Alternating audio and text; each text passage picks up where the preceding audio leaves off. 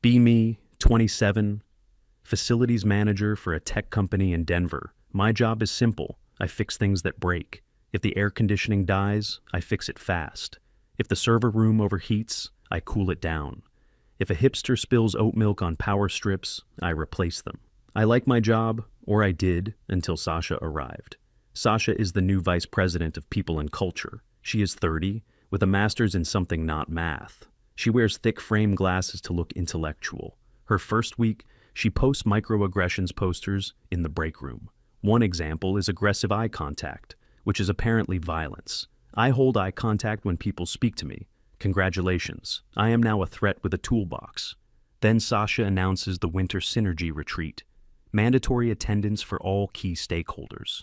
Luxury lodge in the Rockies, 10,000 feet up, middle of nowhere. Goal is deconstruct hierarchy and align our chakras. I raise my hand and try to be reasonable. Sasha, the forecast calls for a blizzard, 30 inches of snow. Maybe we should reschedule before we die on a mountain. She sighs, removes her glasses, rubs the bridge of her nose. OP, this is exactly what I mean. You are centering fear and dominating with logic. We are going to manifest clear skies. I check my weather app like a sane person. The National Weather Service is manifesting a life-threatening winter storm warning. But I'm the facilities guy, so I shut up. We take the company bus up the mountain. It's me, Sasha, and 15 creatives and strategists. The men are all soft and wear $200 scarves. They look like they have never changed a tire. The loudest one is Brad, the male feminist ally. He nods at everything Sasha says, like a bobblehead. So true, Sasha. The weather report is patriarchal fear-mongering.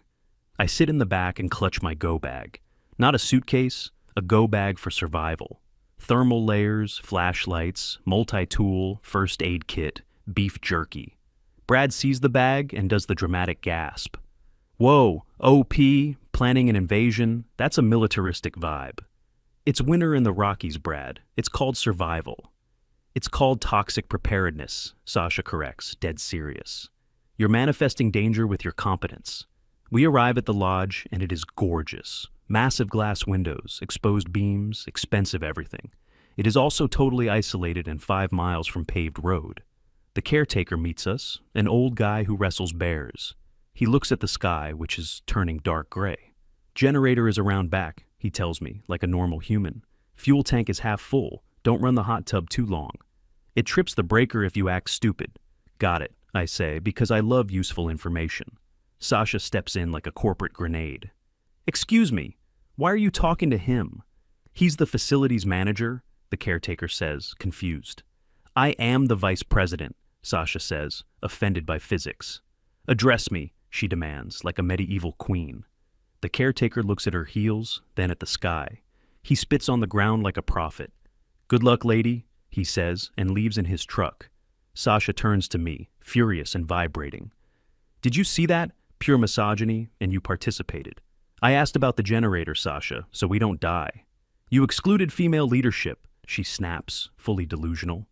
Go unpack, we have a privilege walk at 4 p.m. At 4 p.m., the snow starts, and it is violent. Not cute flakes, sideways snow with screaming wind. We are in the main hall doing the privilege walk. Step forward if you are white, step back if you are cisgendered. I am bored and watching the windows like an adult. The trees are bending and the lights flicker twice.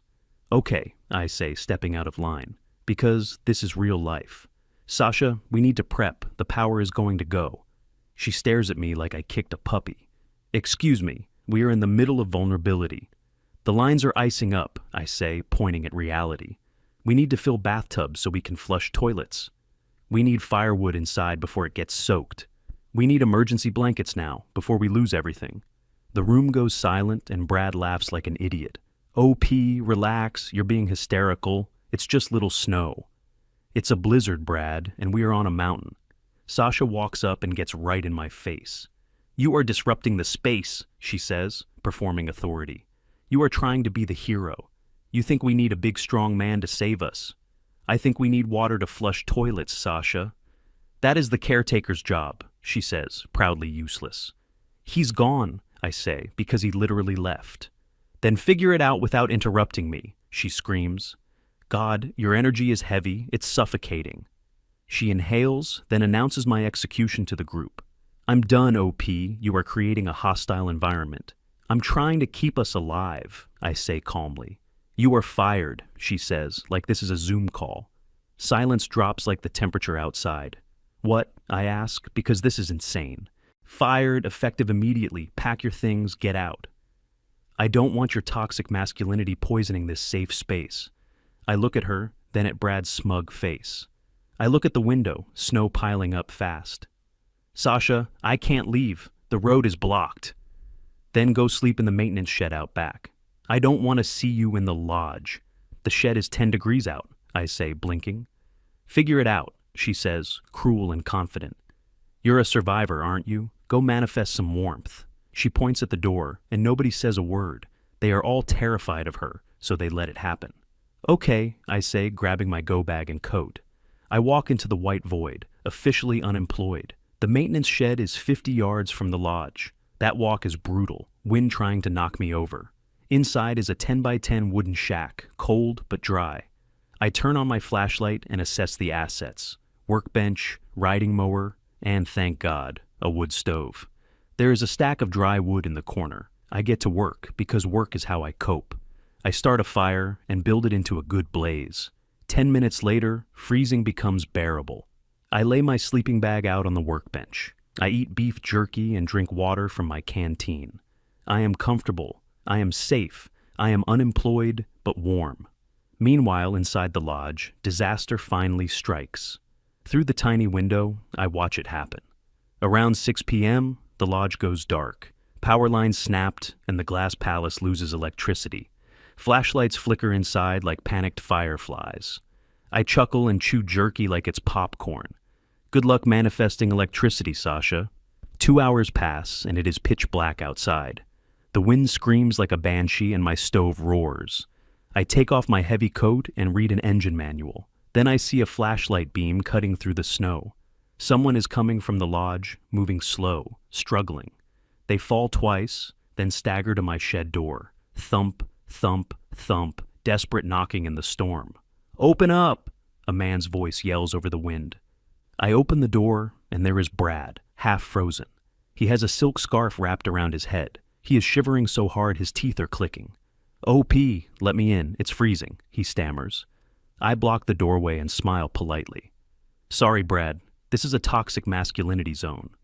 It smells like wood smoke and competence. You wouldn't like it. Please, he begs, eyes wide with real fear.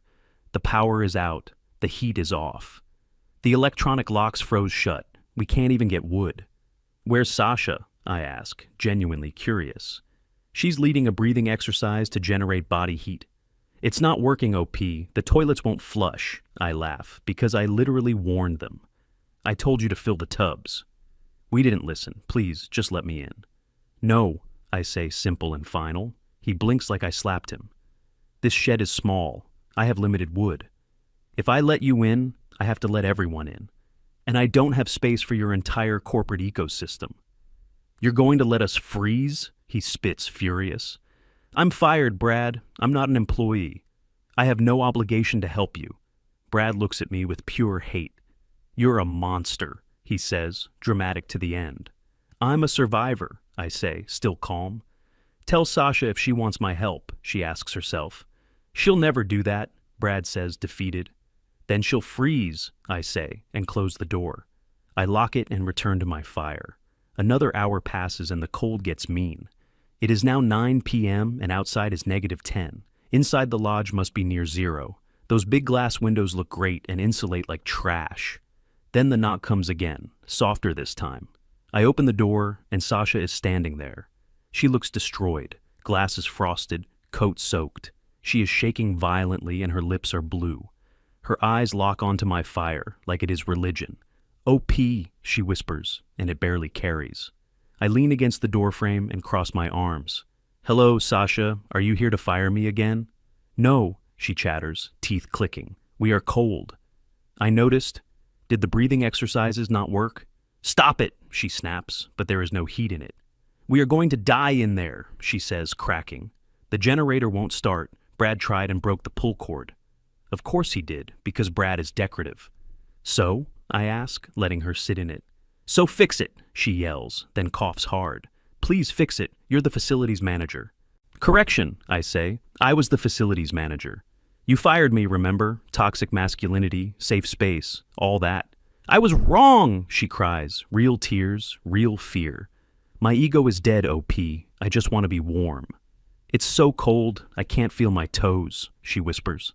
I look at her and consider poetic justice. Then I remember, I'm not a monster, just petty. Okay, I say. I'll help, but we have terms. She nods frantically like she will sign her soul. 1, I am rehired immediately with a 20% raise. 2, you sign a paper contract admitting wrongful termination. 3, until the storm ends, I am in charge. Absolute command, no dialogue, no pushback, no vibe checks. I am the dictator of this mountain, I say, dead serious. She looks at me like she hates oxygen. Then wind hits her back and she shudders. Deal, she whispers, broken and honest. You're in charge, she adds, barely audible. Say it louder, I tell her, because I can. You are in charge, she screams into the storm. Good, I say, stepping aside. Come in, warm up 5 minutes, then we work. I bring Sasha inside and hand her beef jerky. She eats it like a starving wolf. When she stops shaking, I grab my tool bag. Let's go, I say, and we march back. I kick the lodge door open like I own it. Inside is a disaster, people wrapped in curtains. Someone is trying to burn a chair in the middle room. Stop, I yell, and the room goes silent. They look at me like I'm Jesus with a wrench. Put the chair out, you'll die of carbon monoxide. I point at Brad like he is my problem now. You, come with me to the generator shed. Bring a flashlight and keep up. But it's cold, Brad whines, pathetic as always. Move, I bark, and he moves instantly.